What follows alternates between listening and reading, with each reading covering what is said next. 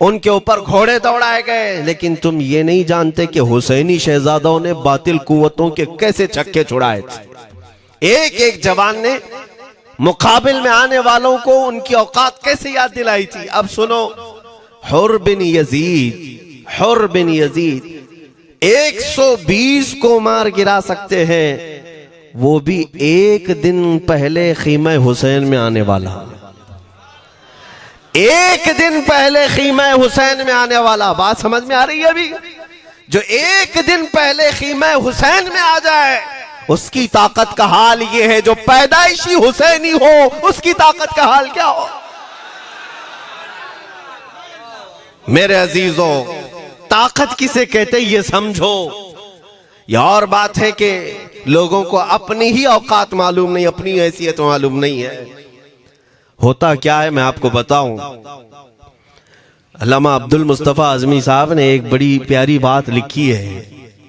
वो गुजरात के हालात बहुत अच्छी तरह से जानते थे। आपने एक बहुत अच्छी बात लिखी जो हमारे तमाम चीजों से या आज के जमाने में ये चीज मैच होती है। एक ताजिर तिजारत करने के लिए निकला, उसके पास कुछ कीमती हीरे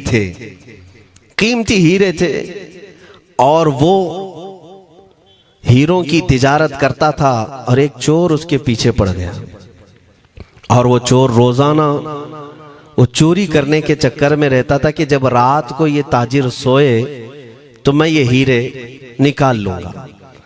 लेकिन 2-3 दिन जब वो ताजिर सोता था वो पूरे हीरे चेक करता था, कहीं नहीं मिलते थे। थक गया चोर।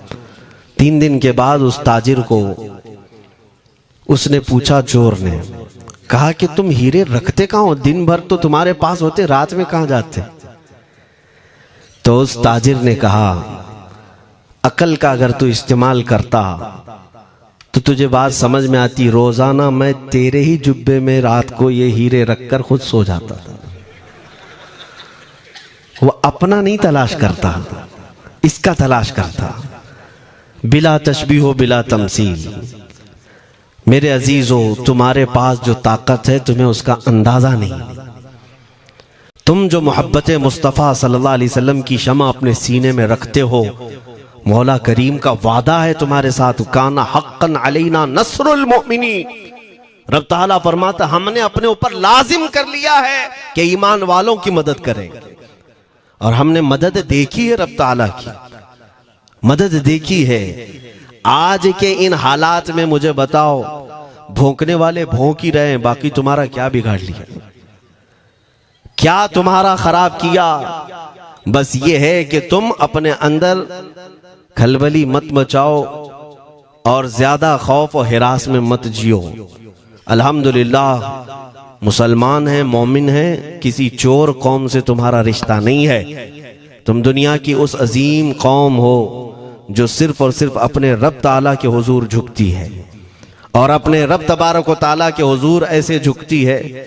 मैं चैलेंज के साथ कहता हूं, पूरी दुनिया में कोई कम्युनिटी, कोई कौम ऐसी नहीं है जो अपने खुदा को देखने के बाद ही झुकती है।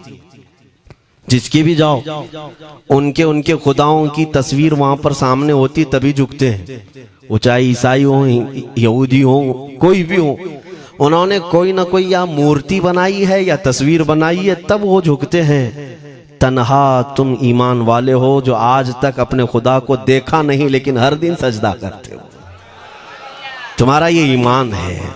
और कुरान में शुरू में ही अल्लाह ताला ने जो तारीफ फरमाई सूरह बकरा में, युमिनून बिल गैब, अल्लाह फरमाता है ये वो लोग हैं जो गैब पर ईमान रखते हैं, देखा नहीं।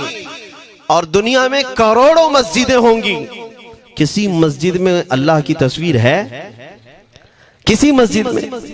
और या तुम्हें सलातो सलाम पढ़ने के लिए मेरे आका की तस्वीर देखने की जरूरत है?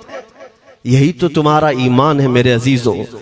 मेरे आका को हमने दिल में बसा रखा है और जब हुजूर पाक की याद आई, बगैर तस्वीर देखे हम खड़े हो जाते हैं और उनकी मोहब्बत वैसी होती है, हमें किसी तस्वीर और मूरत को देखने की जरूरत भी नहीं होती।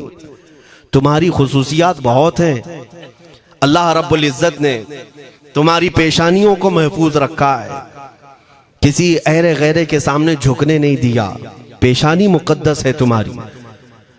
हाँ, ये तो नहीं है कि तुम किसी दरख्त पर भी चले जाओ, पत्थर पर भी चले जाओ, चूहे पर भी झुक जाओ,